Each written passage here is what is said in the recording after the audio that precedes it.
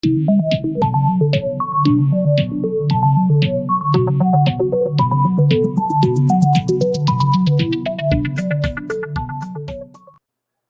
pessoal, me chamo Vitor, sou estudante de Elétrica da Universidade Federal da Paraíba e também bolsista do Grupo Petelétrico FPB.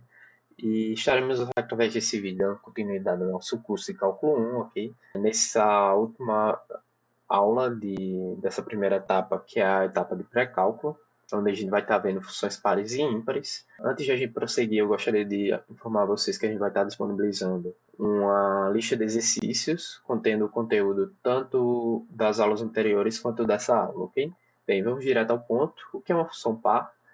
F será uma função par se essa f sendo aplicada a um ponto x, o valor retornado por ela foi igual a f sendo aplicada no ponto menos x, ou seja, no ponto simétrico a x. Um exemplo que, para facilitar o nosso entendimento, né? A gente tem a f de x igual a x ao quadrado, que é uma função par, ok? Se a gente aplicar essa f no ponto x igual a 2, o que é que a gente vai ter? Vai ter que a função f no ponto 2 é igual a 2 ao quadrado, que é igual a 4. Aplicando agora ela em x igual a menos 2, a gente vai ter f de menos 2 igual a menos 2 ao quadrado, que também é igual a 4. O que a gente obteve é que, por a f ser uma função par, isso está implicando que a f de 2 é igual a f de menos 2. De uma forma geral, a gente pode analisar da seguinte forma.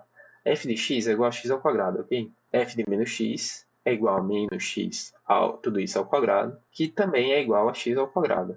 Então, a f de x é igual a x ao quadrado, que é igual a f de menos x. Isso está implicando naquela nossa formulação inicial, onde a f de x é igual a f de menos x. Bem, vamos analisar o gráfico dessa função par. O gráfico da função par ele é simétrico em relação ao eixo y. Eu vou colocar aqui nesse desenho uma setinha para que vocês visualizem melhor o eixo y. Ele está em preto mais forte. Percebam que ele funciona quase como um espelho.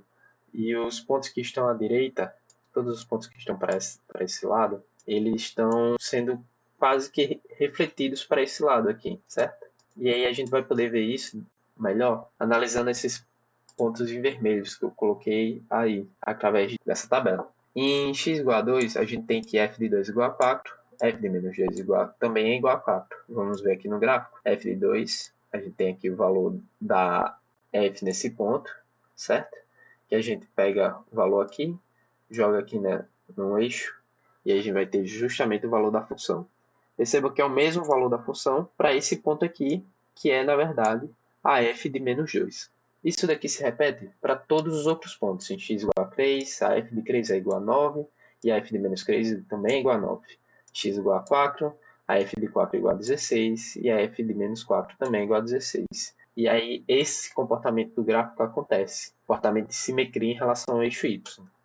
Bem, como essas funções, como saber disso é muito interessante para que isso agilize algumas contas matemáticas em ferramentas futuras, eu trouxe aqui para vocês algumas funções pares notáveis, que são funções que vão aparecer com certeza aí no cálculo de vocês. Primeiro, a função cosseno. Vocês percebem justamente aquele comportamento que eu havia dito, que é o comportamento de simetria em relação ao eixo y, ok? A outra função é a função módulo. A função módulo de x fica mais clara ainda essa questão do eixo y sendo equivalente a um espelho. E a função polinomial com x elevado a qualquer valor par. Pode ser x ao quadrado, x à quarta, x à sexta, e aí a gente vai ter um gráfico próximo a esse. Esse gráfico aí é o gráfico y igual a x à quarta. Também o mesmo funcionamento. Bem, agora vamos comentar sobre a função ímpar, certo? F será uma função ímpar se f de x for igual a menos f de menos x. Um exemplo que fica mais fácil de entender.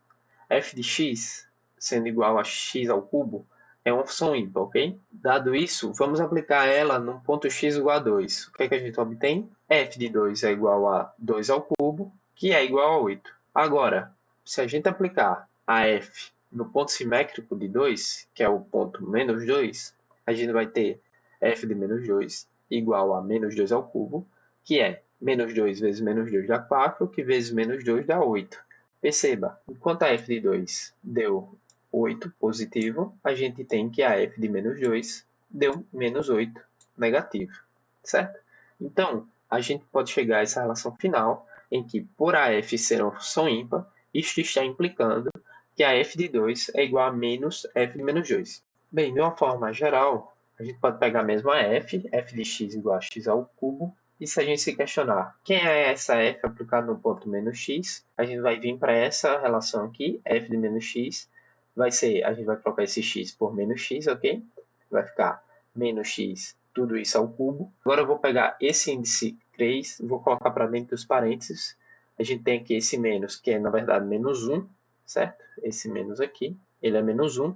Se eu colocar ele para dentro, menos 1 vezes menos 1 dá 1, que vezes menos 1 dá menos 1.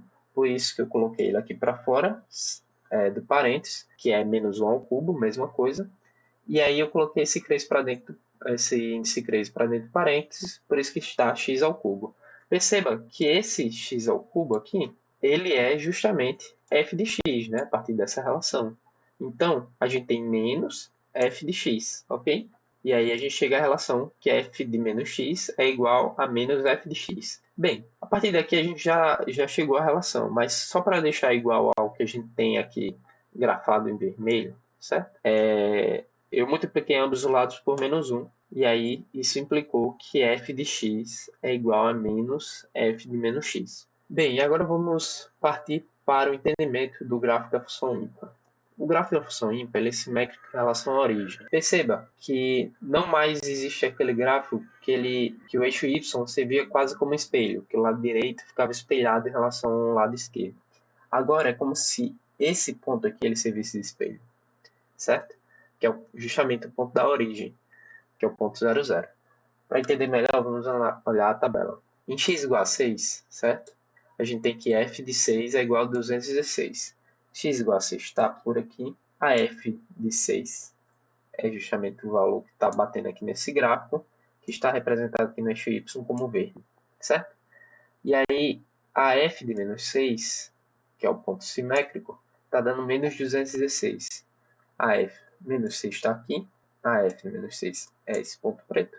F menos 6, o valor dela está aqui no eixo y, que é também um ponto verde.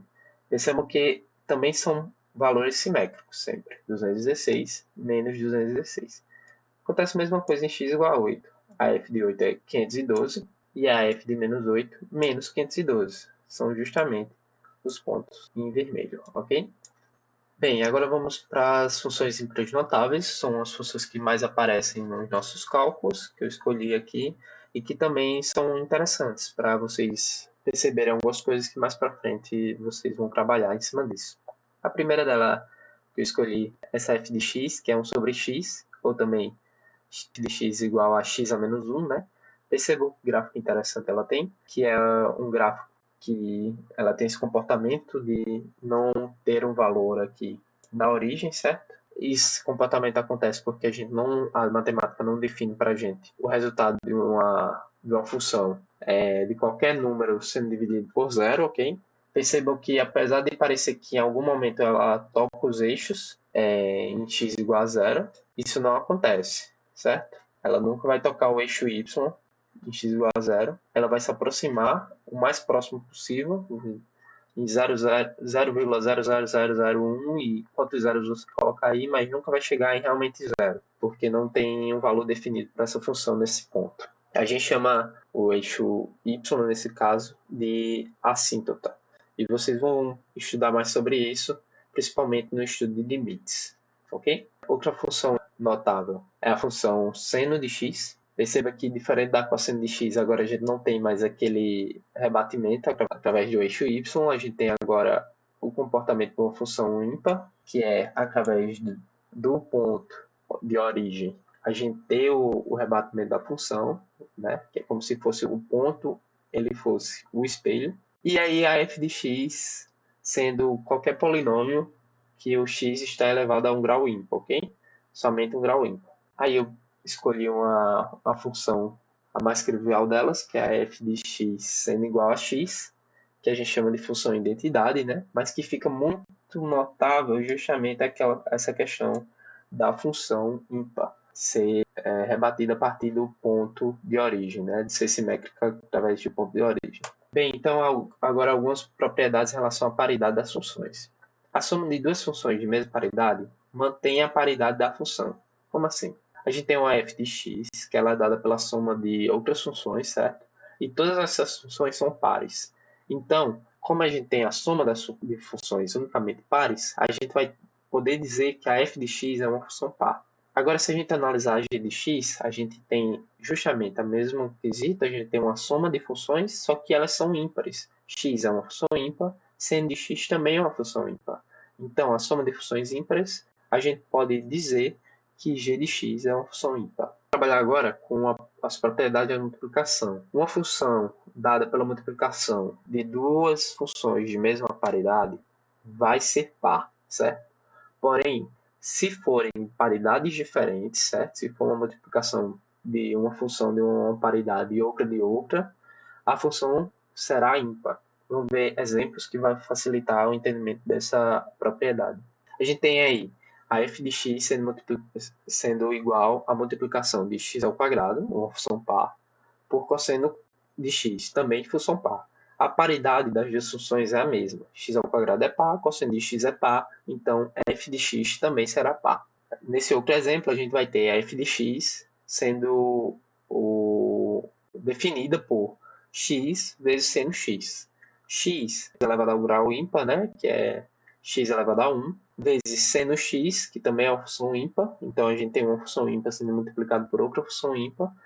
As duas têm a mesma paridade. Isso diz para a gente que a f de x é uma função par. Agora, por fim, a gente vai ter a f de x sendo definida por seno de x vezes cosseno x. A gente sabe que seno de x é uma função ímpar, enquanto cosseno x é uma função par.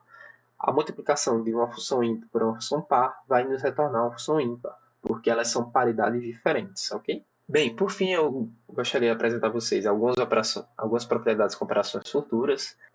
Por ser propriedades com operações futuras, vocês não precisam saber como é que funcionam essas operações, tá? Eu só coloquei aqui para que vocês entendam o porquê da gente estar trabalhando com isso, que mais para frente, aonde é que vocês vão chegar com essas informações que vocês obtiveram nessa aula, ok? A primeira propriedade é relacionada à derivada, onde a derivada é uma função par, ela é ímpar, e a derivada de uma função ímpar é par. Vemos aqui a função seno, ok? A derivada está sendo representada aqui, que a gente chama de notação de Newton para derivadas, que é justamente esse tracinho aqui. O seno é uma função ímpar, a derivada do seno está nos retornando menos cosseno de x. Cosseno é uma função par, certo? O que acontece aqui com a derivada do cosseno de x? A derivada do cosseno de x é seno x, ou seja, cosseno x é uma função par, a derivada é uma função par, está nos retornando a função ímpar seno x. E aí agora, por fim, aqui, a função x à quarta, essa função é x elevado ao número par, né? Que é uma função par, e a derivada dessa função está nos retornando 4 vezes x à terceira, que é uma função ímpar, certo? Que é x elevado a um número ímpar, é uma função ímpar. Bem, essa segunda propriedade ela é bem mais utilizada, vocês vão ver ela muito aí pela frente, que é a relação da integral com o intervalo simétrico da função par, que tem essa relação aqui, certo? Percebam, intervalo simétrico, ele existe porque a gente está falando aqui nesses intervalos de menos a. Bem, eu não estou querendo aprofundar muito para vocês não se complicarem, mas acontece que a integral ela vai retornar para a gente, vocês vão ver mais para frente, a área de baixo de um gráfico. Eu estou fazendo aqui um gráfico da função módulo, por exemplo, e aí a gente tem que a área, vamos dizer, colocar aqui menos a e aqui a, ok? Então a área desse gráfico de baixo dessa função, a área de baixo dessa função, vou pintar aqui, certo? Essa área aqui, ela é dada por essa integral. Percebam que essa área desse lado, ela é igual à área desse lado, ok? Não é tão igual porque o meu desenho aqui não está tão bonito. Mas aí o que acontece? A gente não precisa fazer o cálculo de menos a até a da integral, dado que o comportamento do gráfico é esse da área, ok? Então, a gente pode fazer integral de 0 até a, né? Essa integral aqui, que é justamente essa área daqui, eu coloco no azinho, e multiplicar ela por 2, que vai dar justamente a área total, ok? Nesse terceiro ponto, a integral em um intervalo simétrico de uma função ímpar é dado por a integral de menos a, né? O intervalo simétrico é esse aqui, menos a, a f de x é a função que a gente está integrando, ele vai ser sempre zero. Então, essa daí é uma integral que é muito fácil vocês resolverem, ok? Se vocês perceberem que é uma integral no intervalo simétrico, certo? De uma função que é essa de x aqui, que é uma função ímpar, vocês já podem dizer aí que ela é zero. Vocês já podem calcular essa integral sem nem mesmo ter estudado a integral a fundo. Isso se dá pela mesma questão da área, só que agora a gente tem aquele quesito da área de uma está sendo positiva e outra está sendo negativa, ok? A gente tem aqui menos A, a gente tem aqui A, e aí a área de menos A é justamente a área de A, só que opostas. Aqui vamos dizer que a área fosse menos 8, a área aqui vai ser 8, e aí a soma total disso daqui vai ser igual a zero. Bem, isso daqui é falando bem por cima, vocês não precisam realmente entender o que é que está acontecendo aqui, mas é só para vocês saberem que mais para frente vocês vão utilizar esses conhecimentos que foram adquiridos nessa aula, ou que foram revisados nessa aula, para facilitar suas contas, ok? Para fazer o processo do cálculo ficar mais fácil, mais dinâmico, mais simples. Facilitar as contas. Valeu, pessoal. Chegamos ao fim de mais um vídeo. Não esqueça de deixar seu like. Qualquer dúvida, pode nos contatar através do nosso e-mail pet.electrica@ca.fpb.br. E para ficar informado sobre as novidades, não esqueça de nos seguir no Instagram, @peteléctrica.